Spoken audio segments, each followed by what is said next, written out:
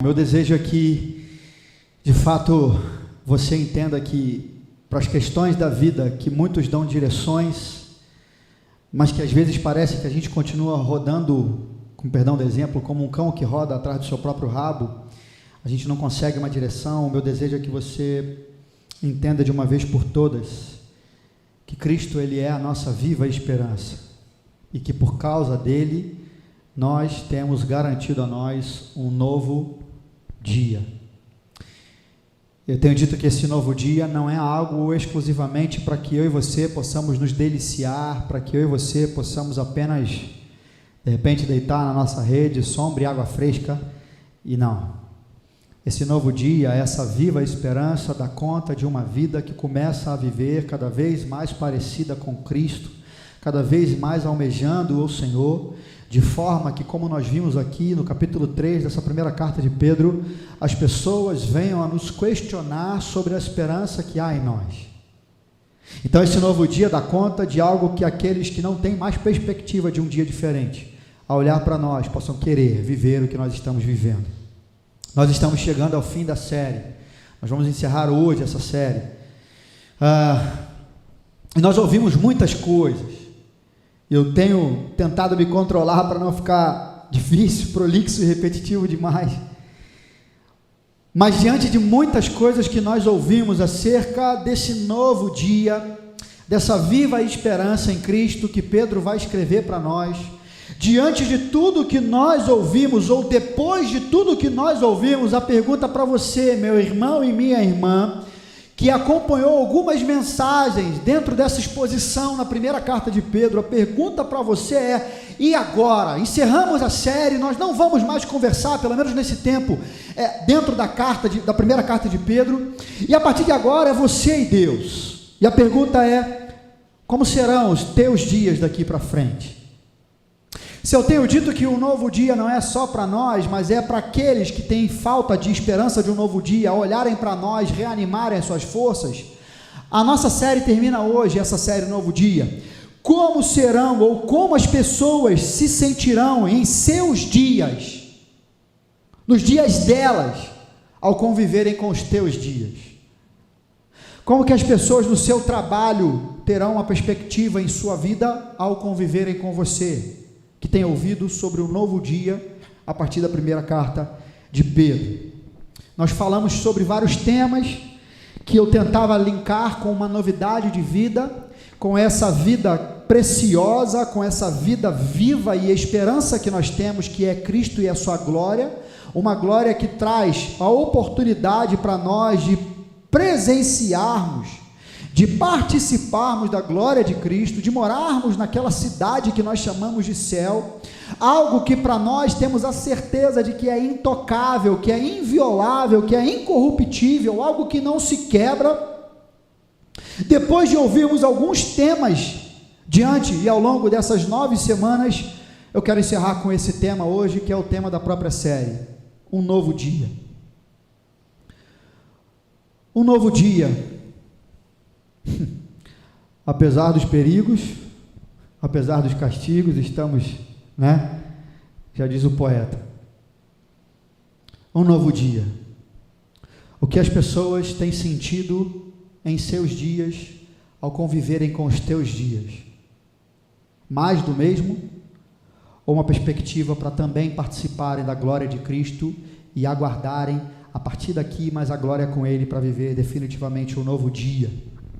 Um pouco fora do contexto da carta de Pedro, mas eu gosto muito quando o autor aos Hebreus, depois dele fazer uma exposição, como os teólogos chamam de a galeria dos heróis da fé, ali em Hebreus 11, o texto que no primeiro versículo fala sobre o que é a fé, ele vai falar e narrar a história de alguns homens que pela fé fizeram algumas coisas e marcaram a história.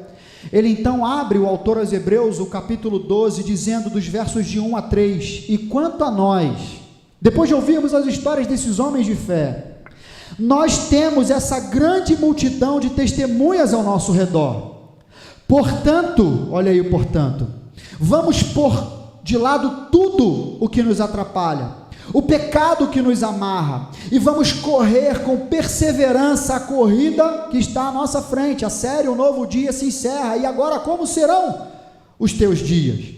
Vamos fixar os nossos olhos em Jesus, que é a fonte da nossa fé e é quem a torna completa.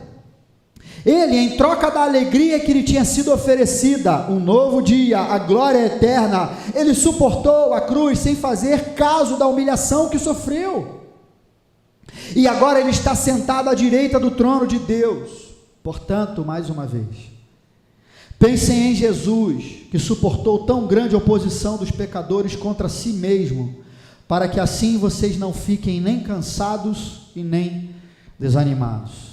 Esse novo dia dá conta de uma vida que é persistente, dá conta de uma vida que permanece, como nós já falamos, dá conta de uma vida que vive o novo todos os dias, dá conta de uma vida que acorda e apesar das circunstâncias, olha para Jesus, firma os olhos de Jesus, está focado em Jesus, porque quando tiramos os olhos de Jesus, assim como Pedro, diante das ondas, diante dos ventos fortes, quando tiramos os olhos de Jesus, nós começamos a afundar, mas aqueles que têm uma esperança viva em Jesus Cristo, não tiram os olhos de Jesus, porque estão apaixonados, estão amando, estão aguardando a sua volta, querem ser como Ele, aguardam viver eternamente com Ele, e por isso continuam deixando de lado, por conta de todos aqueles que assim viveram, tudo que é o pecado, que de perto tenta nos atrapalhar, e nos deixar amarrados, nos deixar presos. Eu quero orar mais uma vez com você, para a gente poder aprofundar um pouco mais, nessa última palavra dessa série. Deus me usa, Pai, me ajuda no meu coração, para que eu possa viver, Deus, ou continuar vivendo aquilo que a Tua palavra tem para nós nessa noite. Meu Deus, tem misericórdia, Pai, mas também faça com que aqueles que estão ouvindo nessa hora, possam parar de olhar para a direita, para a esquerda, e olhar para si mesmo, olhar para dentro, e buscar, Deus, a viver esse novo dia, a partir de agora, para que os dias daqueles que eles têm a oportunidade de se conviver, possam ter uma ponta de esperança renovada, por causa dessas vidas, que ouviram sobre o novo dia, que creem nessa esperança viva, e que agora com os olhos fitos em Jesus, saem para a batalha, para serem cartas vivas, para compartilhar das boas novas de Jesus. Me usa, Deus, e que Teu Espírito Santo complete essa palavra, em nome de Jesus, amém e amém, Pai. Perceba, são contextos diferentes, mas eu quis trazer o capítulo 12, esses 3 versículos da carta aos Hebreus, porque diante de muitas coisas que Pedro está escrevendo para irmãos que estavam dispersos, fugitivos ou forasteiros, não só estrangeiros em cidades que não eram as suas, mas literalmente como aqueles que são cidadãos celestiais, como aqueles que vivem assim como eu e você nessa terra, mas somos pertencentes à nação celeste. Pedro fala sobre algumas coisas, e eu quis linkar com esse texto aos Hebreus, porque diante de tantas coisas que nós temos ouvido acerca de um novo dia, precisamos então deixar de lado tudo que nos atrapalha. Você precisa abandonar tudo que te atrapalha. Nem Jesus vai fazer algo por você nesse sentido. E me perdoe se parece heresia, porque você tem a oportunidade de, cutucado pelo Espírito Santo de Deus, de incomodado por aquilo que Ele tem te mostrado à luz da palavra, a começar a abandonar e deixar de lado tudo que te impede de viver um novo dia para essa viva esperança que se chama Cristo Jesus. E é isso que Pedro está dizendo nessa carta, ao longo desses 5 capítulos. Pedro diz o tempo todo: nós temos uma viva esperança, nós temos uma herança incorruptível e nada pode nos roubar. A salvação que Pedro dá conta logo no início dessa carta não é nos livrar do inferno, para apenas de pensar de forma medíocre, mas é algo que está garantido para nós quando Jesus vai dizer: vou preparar lugar, a casa do Pai tem um lugar para você, não se preocupe em seu coração. Mas Pedro também está dizendo para nós: vivamos de segunda a segunda este novo dia, não com os olhos na nossa carreira, não com os olhos na nossa família, não com os olhos em tudo aquilo que nós consideramos um bem precioso, mas vivamos esse novo dia, a partir dessa viva esperança, diariamente, como diria Templo Soul, 25 horas por dia, 32 dias no mês, 13 meses no ano, vivendo o novo dia com os olhos focados em Jesus. Não tire os olhos de Jesus. Mas nós vimos um destaque maior quando Pedro escreve para nós cristãos diante das autoridades. e o momento em que vivemos na política nacional, no meio de uma pandemia, crise econômica mundial e nacional, como que os cristãos têm testemunhado esse novo dia diante das autoridades? Qual tem sido o papel dos cristãos? Qual tem sido o posicionamento? Nós vimos isso. Como maridos e esposas têm compartilhado dentro da sua casa essa viva esperança em Cristo Jesus? Como que nós, dentro do nosso local de trabalho, com as pessoas que o Senhor tem nos dado para sermos mensageiros dele, nós temos testemunhado desse novo dia na vida de alguém que não tem mais uma perspectiva de viver esse dia novo. Pedro chega ao capítulo 5, e talvez, se você prestou atenção de fato em cada detalhe, Pedro não se dirigiu, embora falando da igreja até agora, àqueles que nós conhecemos como os líderes da igreja. Pastor, eu tenho que ouvir essa palavra hoje? Sim. Pedro encerra a sua carta falando àqueles que nós podemos chamar de anciãos, é o termo mais original para presbíteros, que algumas versões vai ser usado nos versículos que nós vamos ler. Eu não quero entregar o ouro, eu quero ir lendo os textos e a gente vai conversando. Eu quero ler o primeiro versículo com vocês. Pedro diz: agora, ou portanto, dirijo-me aos presbíteros que estão entre vocês. Falo não só como presbítero que sou, assim como vocês, mas também como testemunha dos sofrimentos de Cristo, e também como participante da glória que vai ser revelada. Falamos muito isso semana passada. Ele encerra esse primeiro versículo dizendo: eu lhes peço isto. Mas antes da gente já ver o que Pedro pede, a gente precisa lembrar algumas coisas. Quem é Pedro? Pedro é o autor dessa carta, aquele que inspirado, aquele que empoderado, aquele que impelido pelo Espírito Santo de Deus, com a sua palavra, com o seu vocabulário, com as suas gírias, com o seu jeitão, escreveu aquilo que vinha direto do trono de Deus para os nossos corações. Mas Tozer, A.W. Tozer, vai dizer, e eu falei isso lá no início, que Pedro, ele também pode ser chamado de uma caixinha de contradições, porque embora conhecemos como Pedro, o seu nome era Simão. Embora ele diz que Jesus ele é o Cristo, e ele reconhece isso, ele nega Jesus. Embora ele diz, eu estou contigo e não abro, ele é usado por Satanás para tentar mexer no coração de Jesus, para impedir o cumprimento do plano de redenção. Mas mais que isso, Pedro, ele é, juntamente com seu irmão André, o primeiro apóstolo a ser convocado por Jesus. Como eu disse, Pedro, ele é aquele que declarou, diante de uma entrevista que foi feita, diante de um censo, naquela época não tinha IBGE, mas era o censo do Cristo ele foi aquele que declarou: tu és o Cristo, o Filho do Deus vivo. Pedro também foi aquele que conseguiu participar das últimas horas de Jesus, seja no Getsêmani, ou acompanhando Jesus preso e negando Jesus e não fazendo nada, não se posicionando. É aquele que negou Jesus.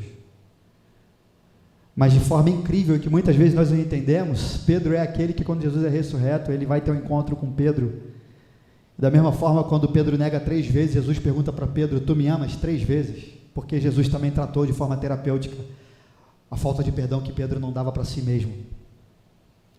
Pedro é aquele que Jesus comissiona a ele e diz: você está consagrado ao ministério pastoral, podemos assim dizer, que não é só pregar, estar à frente da igreja, mas Jesus diz para Pedro: apacenta, cuida do meu pastoreio, e eu já vou falar sobre isso. Pedro é aquele que, empoderado pelo Espírito Santo de Deus, pregando e sem apelo, e sem ficar insistindo, ele foi interrompido na sua mensagem por uma multidão inquieta, com comichões nos ouvidos, dizendo: o que faremos com o que estamos ouvindo? E 3.000 almas, sem contar mulheres e crianças, foram convertidas. Pedro também é aquele que não considerou, pela vida que vivia, mesmo sendo um apóstolo de Cristo, que ele fosse crucificado como Jesus foi. Ele pede para ser crucificado. De outras palavras: pastor, por que você está falando sobre a vida de Pedro, que é o autor da carta? Porque Pedro vai fechar a sua carta agora falando aos líderes da igreja, e embora para líderes, nós que somos liderados muitas vezes, não ficamos à parte dessa última fala, e talvez a gente possa ouvir tudo que Pedro já disse até aqui, e essa palavra específica, e dizer: ah, falar é mole, andou com Jesus, era mole, aí ele estava com um argumento a mais. Mas o que Pedro está dizendo para nós talvez de maneira positiva, se é que dá para usar essa expressão positiva, vocês sabem com quem vocês estão falando? Ou melhor, vocês sabem quem é que está falando com vocês? Porque eu trouxe aqui algumas evidências de quem é o apóstolo Pedro, porque em outras palavras, o que Pedro já disse, e ele vai concluir, ele está dizendo para nós, eu sei do que eu estou falando, porque eu vivi experiências com Jesus, fortíssimas na minha vida, algo que eu não coloquei aqui. Pedro viu a glória do Senhor, e não essa que nos será revelada, mas quando ele vai no monte, e ele vê ali Elias, e ele vê ali Moisés, e ele vê ali o Senhor glorificado, a Shekinah de Deus, e tudo mais e tal. Mas Pedro é aquele que quando Jesus sobe no Getsemane diz, eu estou com medo, orem comigo, me sustentem junto em oração, e por 3 vezes Jesus volta, e assim como os demais, ele encontra Pedro dormindo. Pedro é aquele que depois de Jesus ter sido preso, ele vai acompanhando ali o cortejo da prisão de Jesus, e não se lembrando que Jesus já havia dito que ele iria negá-lo. Pedro vai negando, até que o galo canta, e poderia ser uma cena romântica, pelo menos não romântica no sentido hétero, mas de pai para filho, de alguém que é amizade e tudo mais e tal, mas Pedro olha e percebe que o olhar de Jesus cruza com o dele, enquanto o galo canta, numa trilha sonora desgraçada no fundo, e ele percebe, eu neguei Jesus. Pedro sabe o que ele está instruindo aos seus seguidores, e vocês e nós, que agora somos ouvintes da palavra que Pedro escreveu, inspirado pelo Espírito Santo de Deus. Esse é Pedro, ele fala de si mesmo e das suas experiências com Cristo, ou seja, o que ele escreve, ele não escreve apenas como um líder que está sentado numa cadeira e deliberando. Pedro, ele escreve para nós como alguém que testemunhou dos sofrimentos de Cristo, mas como alguém também que vacilou legal, mas que nesse ping-pong ele viu o amor de Deus por meio de Jesus, e teve a sua vida restaurada, teve o seu temperamento tratado, teve a sua falta de perdão curada, e agora ele tem a garantia da participação na glória de Cristo, e ele começa a impulsionar palavras que tragam uma viva esperança para nós, que é real. Então nós lemos que Pedro começa dizendo, eu agora, depois de dizer todas essas coisas, eu quero falar aos líderes, aos presbíteros, que não eram os pastores, porque necessariamente essa palavra no original que era usada, não tinham pastores ainda, e não só na igreja, mas a palavra ancião eram aqueles que eram designados para cuidar de alguém ou de algum grupo, cuidar, administrar, orientar, organizar, eram aqueles que tinham a responsabilidade de conduzir alguém, que depois a gente traz para o contexto da igreja, ou para a palavra igrejês, e a gente traz também essa palavra do contexto da época, do pastoreio. Então Pedro está dizendo, eu agora quero chamar no miudinho, esses que têm entendido, que têm liderado a igreja, e como alguém que tem gabarito para falar, como alguém que viveu altos e baixos, e foi perdoado e foi restaurado, eu quero dizer algumas coisas. Então nós vamos para os versos de 2 a 5, e Pedro diz, pastoreiem o rebanho de Deus, pastoreiem o rebanho de Deus que há entre vocês, e tomem conta dele com muito cuidado, porém, não façam isso como que por obrigação, mas sim espontaneamente, como Deus quer. Não pastoreiem tampouco por ambição ao dinheiro, mas sim de boa vontade. Não procurem dominar sobre aqueles que foram confiados a vocês, mas pelo contrário, tornem-se exemplo para o rebanho. Assim, quando o Supremo Pastor voltar, vocês receberão a coroa que é a gloriosa e que jamais perderá a sua beleza. Peço também aos mais jovens que sejam submissos aos presbíteros, e que todos, veja, ele já abriu de novo, ele não fala mais só para pastores e líderes, todos tratem uns aos outros com humildade, uma característica que ratifica uma vida genuinamente convertida ao Senhor, pois como dizem as Escrituras, Deus, e não ele, Pedro, se opõe aos orgulhosos, mas concede a sua graça, sua misericórdia aos humildes. É claro que Pedro não está falando diretamente para mim, e talvez para algum pastor que possa estar vendo. Pedro está falando para aqueles que lideram na igreja, vocês aqui que estão comigo, que de alguma maneira lideram na igreja, que entenderam e testificaram em seus corações que foram chamados para liderar. Nós vivemos tempos de pequenos grupos, já não é tão novo, mas vivemos tempos de pequenos grupos, antes da pandemia, né? Vamos voltar. Pedro está escrevendo para você que pastoreia o seu pequeno grupo. Pedro está escrevendo para cada responsável de ministério, seja qual for o ministério que Deus tem te vocacionado, tem te chamado para atuar. Nós estamos pastoreando e cuidando do rebanho de Deus nos lugares que Deus tem nos dado para sermos referência nesse lugar. E Pedro, ele abre o leque dizendo também aos mais jovens, que pode ser considerado os jovens. Alguns vão dizer a esse respeito, por causa de jovens falando para mais velhos de idade, faixa etária, mas pode ser jovem, só jovem, mas pode ser também um jovem na fé, alguém que está chegando e que precisa de alguém que está sendo liderado, ou que está liderando, que está pastoreando pessoas. E ele está dizendo para esses jovens também, para que eles possam ser submissos aos seus líderes, aos presbíteros, e tratem todos, ou que todos tratem uns aos outros com humildade. O que Pedro está dizendo é: pastoreiem o pastoreio de Deus. Quando Jesus diz para Pedro: apacenta as minhas ovelhas, ou pastoreie, ou cuide, ele não está dizendo monte um ministério para você, como muitos pastores fazem, e às vezes se esquecem que o rebanho não é dele. Ele não está dizendo pastoreie as suas ovelhas para mim. Ele está dizendo: cuide do meu pastoreio.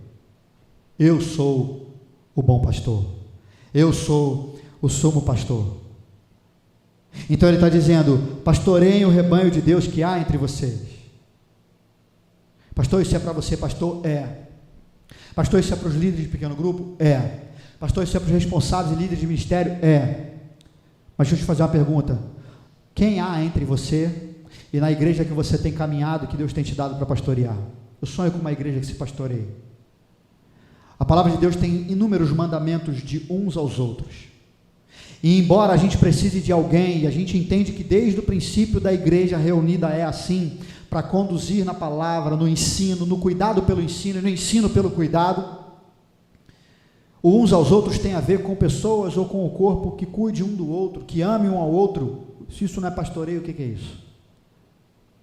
Eu sonho com uma igreja que se pastoreie, que quando ligarem para o pastor que alguém passou mal, foi internado e tudo mais, é para dizer: pastor, mas já está tudo resolvido. Hashtag fica a dica aí. Não que eu não queira problema. Eu sempre dou exemplo, quando recentemente alguém lá na CBE estava conversando e dizendo: temos que ligar para o pastor Fernando, porque a sogra de alguém faleceu, para o pastor Fernando estava viajando. A pergunta é: se nós fomos incomodados, por que ligar para o pastor Fernando? Se Deus está te incomodando no seu coração, quem são esses do rebanho de Deus que está entre você ou entre vocês, que você ainda não entendeu, que Deus tem te dado graça e misericórdia para você também cuidar? Eu não estou dizendo aqui que todos agora podem abrir uma igreja e são pastores, e nem sou eu também que vou dizer se não pode ou pode, é você e Deus. Mas isso é outra coisa. O que eu estou dizendo é: o pastoreio que Deus nos confiou é dele. Ele é o bom pastor, mas Ele tem nos ensinado através da sua palavra a cuidarmos desse rebanho, a tomar conta dele com muito cuidado. Gosto daquelas famílias quando há irmãos que, por mais que deem motivo para algumas falas ruins, negativas, o outro irmão faz de tudo para defender. Eu não estou dizendo mentira, eu não estou dizendo acobertar, mas ainda assim defender. É senso de pertencimento, é senso de cuidado, e até mesmo de zelo para perceber que aquela pessoa precisa voltar para um caminho, mas não é entregar na boca dos lobos. Pedro está dizendo: há entre vocês o pastoreio de Deus, que Ele é o pastor. Cuidem dessa turma com cuidado. Vamos traduzir: por que você tem orado?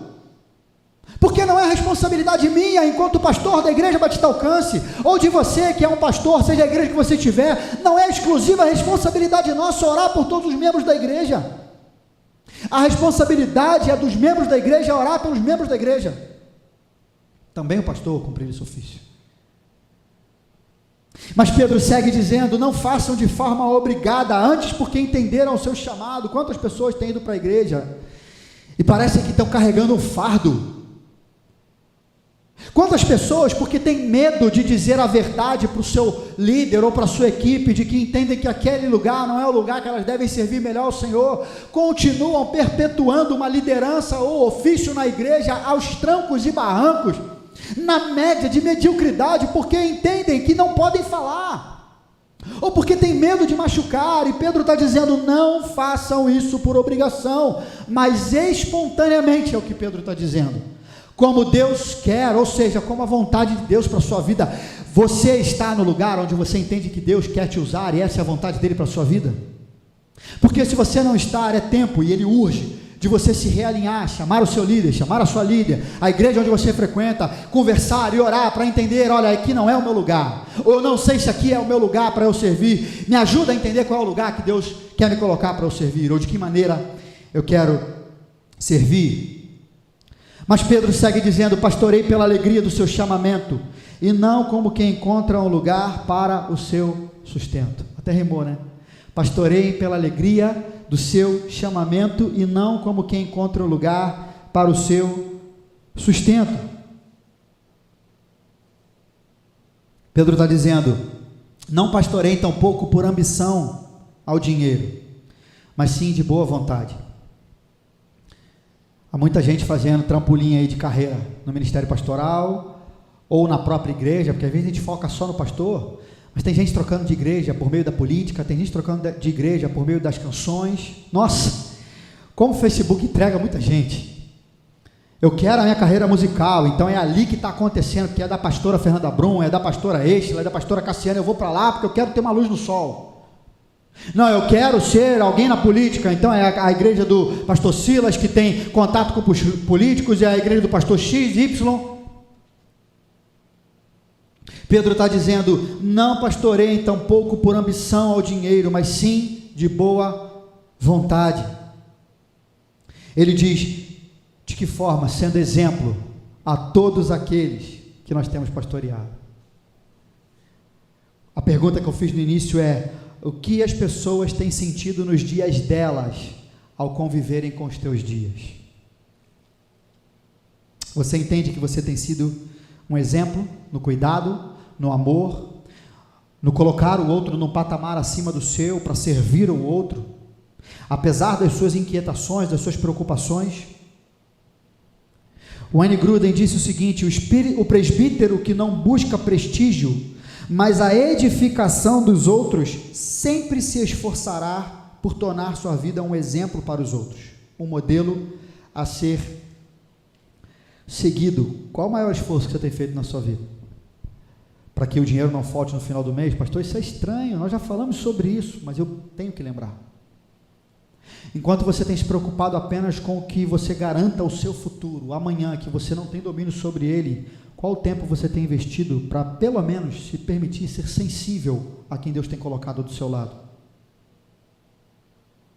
Para que, de repente, essa pessoa possa olhar a sua confiança em Deus, a partir das suas crises, e ela se propor uma caminhada contigo. Pedro está dizendo, lembre-se da glória que lhes será revelada. Ele está dizendo, assim quando o Supremo Pastor voltar, aquele que de fato é o pastor sênior, né? Quando ele voltar, vocês receberão a coroa que é gloriosa e que jamais perderá a sua beleza.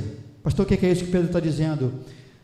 Que no ofício tanto do pastor, mas no pastoreio, seja com uma vida, seja no cuidado de um idoso, seja no ligar para alguém na igreja, seja no ministério de oração, seja no ministério de carregar alguém, enfim, aonde for, o que Pedro está dizendo para nós é que o exercício do pastoreio não deve ser com interesses terrenos, não deve ser por vontade de querer aquilo que pode te dar alguma glória terrena, mas é com a mente focada o tempo todo naquilo que é eterno, não por honras e riquezas terrenas, mas pela imperecível coroa de glória. Essa é a viva esperança. Casa vai embora, carro vai embora, dinheiro vai embora, fama vai embora, mas aquilo que Jesus conquistou na cruz por nós, é direito nosso e a nossa herança. Isso é inviolável, e essa é a viva esperança que dá conta a primeira carta de Pedro, mas ele segue dizendo, aos mais jovens, porém, que sejam submissos aos presbíteros, e que todos tratem uns aos outros com humildade. Pedro agora vai trabalhar uma palavra, como eu disse, que ela evidencia uma vida genuinamente convertida ao Senhor. Pedro vai dizer, jovens, sejam humildes, pois é isso que Deus espera de vocês. E aí você ouve essa palavra e você diz, tá vendo? Eu sempre falei que os jovens eram rebeldes, são nada humildes, precisam ser humildes. A pergunta é, humildade não tem a ver de fato com a vida de todo e qualquer cristão? Embora Pedro se dirija a jovens, um dia nós fomos jovens, e porque deixamos de ser, temos que deixar de sermos humildes, temos que apontar um dedo para o jovem, que de repente não é humilde, enquanto tem 4 dedos apontando para nós. Porque de acordo com a caminhada cristã, a humildade deve ser uma reação, ou uma ação, na vida de todo cristão, ou daquele que assim é identificado como tal. Olha o que Paulo orienta aos Filipenses, carta aos Filipenses, capítulo 2, você certamente conhece o versículo 5 de cor e salteado, mas os versículos anteriores, Paulo diz, não façam nada por interesse pessoal, não façam nada, eu circulei, risquei, botei seta, não é nada por interesse pessoal, ou vaidade. Paulo diz, pelo contrário, aí ele fala da ação, hajam com humildade, e cada um de nós, os que estão aqui, você que está em casa, considere os outros superiores a você mesmo. Ele segue dizendo, Paulo, nenhum de vocês deve buscar apenas o seu próprio bem, mas também o que é para o bem dos outros. Então se você pensou assim, mas eu não tenho que tentar ser feliz, com muito equilíbrio, Paulo não disse que não pode isso, ele está dizendo, nenhum de vocês deve buscar apenas o seu próprio bem, mas também o bem dos outros. Lembra da igreja da Galácia? Faça o bem enquanto você puder, com todas as suas forças. Eu estou aqui contextualizando, no momento certo colheremos o fruto, se não desistirmos. Por onde eu devo começar? Entre nós. E Pedro começa dizendo, pastoreiem o rebanho de Deus, família da fé. Isso não é uma tarefa só minha, isso não é uma tarefa só você, pastor, isso é uma tarefa de todo o povo de Deus. É óbvio que Paulo está falando especificamente aqui, de uma forma mais acentuada para os presbíteros, sim, eu não quero falar uma heresia, mas eu estou aproveitando a palavra para pegar uma carona, eu tenho certeza que isso não soa como uma heresia, para te trazer para dentro do bojo, e entender que nós precisamos, a partir da humildade que caracteriza e ratifica uma vida cristã, viver cuidando uns dos outros. Esse texto que eu li de Paulo, é o texto que após esse versículo que eu li, ele então, para ratificar, quando ele diz, não façam nada por interesse pessoal, hajam com humildade, não procurem apenas o seu próprio bem. Você está ouvindo e falando assim, só apanhando, aí Paulo segue dizendo, tenham vocês a mesma atitude de Jesus Cristo, que mesmo sendo Deus, e aí você sabe o que ele vai seguir, finalizou, é o fatality, você não tem mais como rebater Paulo, porque se cremos em Cristo e falamos que ele é o nosso Senhor e Salvador, se o que Paulo acabou de falar, ele dá como exemplo Jesus que fez isso, ou nós estamos em maus lençóis, ou nós entendemos que a gente precisa perseguir, ser como ele, como Jesus, e viver uma vida, que não só o pastor da igreja, mas cada um de nós, carreguemos os nossos irmãos nas nossas orações, na ajuda um ao outro, colocando eles no patamar acima, amando, tudo a partir da humildade. Talvez você esteja ouvindo e perguntando, humildade? Eu não sei, mas às vezes algumas pessoas podem pensar assim, não tem ninguém que pensa assim, mas talvez quando a gente fala sobre considerar o outro acima de nós, tem aqueles que começam a trazer nomes às suas memórias, ou que Satanás começa a fazer um outdoor, um telão de LED, né, com a imagem das pessoas, e aí a galera começa a pensar, humildade? Com fulano? Com Beltrano? Eu? Por quê? Pedro diz algumas coisas. Primeiro, porque Deus se opõe aos arrogantes, aos que se acham, aqueles que acreditam, me perdoe a palavra baixa, que tem um rei na barriga, que são a última cereja do bolo. Pedro está dizendo, peço também aos mais jovens que sejam submissos aos presbíteros e que todos tratem uns aos outros com humildade, pois como dizem as escrituras, Deus se opõe aos orgulhosos. Por que ser humilde, independente de quem seja a pessoa? Porque Deus se opõe a todo momento em que você é um desses arrogantes, que acha que tem um rei na barriga, que acha que tem um título, que acha que é alguém, e que porque o outro de repente fez alguma coisa e consciente, errou e tudo mais, você acha que pode se colocar acima dele. Mais do que isso, Pedro diz, porque isso mostra o quanto nós estamos confiantes no Senhor. Precisamos parar de ler versículos fora de contexto para entender a essência do que os versículos estão querendo dizer para nós. E há um versículo que está nesse contexto que nós vamos ler já já, que todos nós conhecemos fora do contexto. Então Pedro está dizendo, nós precisamos ser humildes, porque isso manifesta o quanto nós estamos confiantes no Senhor. A humildade, Pedro vai dizer, em outras palavras, neutraliza o nosso desejo de confiar em nossas próprias direções. De que porque estamos com a conta gorda, de porque temos inúmeros planos de saúde, temos influência e todas as outras coisas que eu já falei, que a gente pode então deitar na rede. A humildade nos faz não tirar os olhos do Senhor, e apesar daquilo que nós viemos conquistar, a humildade continua nos levando a tornar dependentes do Senhor, apesar de nós, apesar das nossas conquistas, mais 24 horas, olhando para Cristo, onde a luta, e por aí vai. Presta atenção, um coração humilde nasce da dependência de Deus, enquanto um coração altivo reflete uma confiança em si mesmo. Um coração humilde nasce da dependência de Deus, enquanto um coração altivo reflete uma confiança em si mesmo. Hoje conversávamos sobre pecado, hoje à tarde, lá no almoço com meu pai. E uma das formas que eu entendo que o pecado é para nós, não é a ação ou o resultado da ação, mas é o quanto nós tentamos o tempo todo sermos o próprio Deus, o próprio Salvador das nossas vidas. E todas as vezes que nós tentamos nos salvar de algo, que nós tentamos nos colocar na cadeira que pertence a Deus, nós então estamos em pecado. Portanto, o pecado é não reconhecer quem você é diante de Deus, um pecador. Alguém que de fato, que por causa do pecado foi afastado da glória de Deus, mas Ele mesmo, Deus, enviou Jesus por amor a nós, para que nós pudéssemos ser reaproximados a Ele. Então o motivo da nossa alegria, o motivo do nosso novo dia, dessa viva esperança, não é o que você tem, não é o seu nariz, não é a sua barriga, ou o rei que tem dentro dela, mas se chama Jesus Cristo, que apesar de nós, Ele morreu na cruz, subiu ao madeiro e ressuscitou ao terceiro dia, para que eu e você pudéssemos dar conta de um novo dia, e de uma viva esperança, que começa aqui, mas será eterna na glória com o Pai.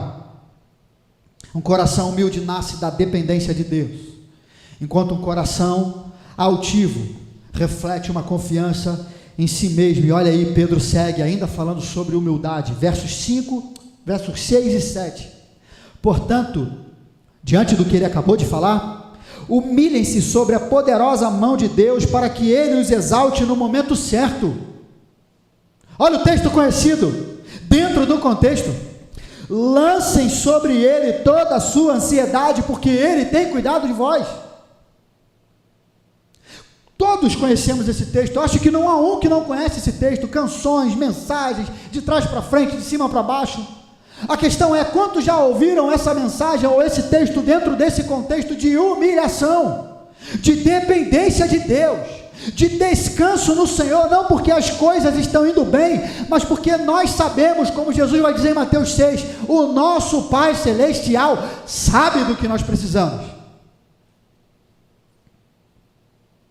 Só é humilde com o próximo aquele que se humilha diante de Deus, aquele que apesar de si e das suas conquistas entende, eu dependo de Deus.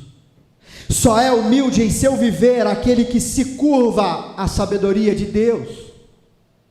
Só será exaltado por Deus, e no tempo que Deus assim determinar, aquele que primeiro se humilhou diante do próprio Deus. Nicodemos chegou para Jesus e ele queria saber sobre Jesus. João 3 vai falar sobre isso. Mas ele não quis saber da sabedoria de Deus sem abrir mão da sua sabedoria. Ele não se humilhou diante de Deus na presença de Jesus Cristo. Ele não entendeu o recado que Jesus deixou para ele. Jesus conta de um jovem, que alguns títulos vão chamar de jovem rico, que chega e diz, olha, eu estou tirando 10 em tudo. 10, o que eu faço para viver esse novo dia? Jesus ainda fala algumas coisas e fala, isso aí também eu já fiz, com a sua altivez. Isso aí eu já estou cansado de saber. Jesus diz, tá bom, deixa tudo que você tem e me segue. E a gente nunca mais ouve falar sobre aquele jovem depois que ele vira as costas e vai embora, porque a maior dificuldade que nós temos para começar a pastorear aqueles que Deus tem nos dado, para cuidar daqueles que são nossos e de fato viver o senso de pertencimento como igreja do Senhor, e não só pastores de fato de ofício, mas nós como pertencentes ao corpo de Cristo, só vai ser possível isso quando nós olharmos para o Senhor e as coisas que nós temos ou as que nós não temos, e nós descansarmos no Senhor. E é aí que Pedro vai dizer, jogarmos nos ombros do Senhor tudo aquilo que é ansiedade, tudo aquilo que é preocupação, tudo aquilo que rouba a nossa mente, porque nós sabemos que Ele vai cuidar de nós. Não, nós jogamos para Ele porque nós sabemos que Ele já tem cuidado de nós. Só joga nos ombros do Senhor as suas preocupações aqueles que têm certeza, como Jesus disse em Mateus 6, que o nosso Pai já sabe do que nós precisamos. Esse é o caminho para a humildade. Jogar ou lançar em Deus todo o cuidado que tentamos ter por nós mesmos, apesar das provações, das dificuldades, para então descansarmos na certeza de que Ele tem cuidado de cada um de nós. Olha o que William Barclay falou sobre isso. Podemos estar seguros de que por causa de que Deus cuida de nós, a vida não existe para nos destruir, senão para nos formar. Lembra? Falamos sobre sofrimento há 2 semanas, ou semana passada, não me lembro. Tiago fala para considerarmos motivo de alegria. Paulo, quando escreve aos Romanos, se não me engano, capítulo 13, fala sobre alegria no sofrimento. Diante de todas essas coisas, Pedro falando sobre uma vida humilde, que a partir dessa humildade agora não olha mais para si mesmo, seja com o que tem ou com o que quer ter, mas começa agora a procurar aqueles a quem eu posso ser uma bênção hoje. Lembra dessa pergunta?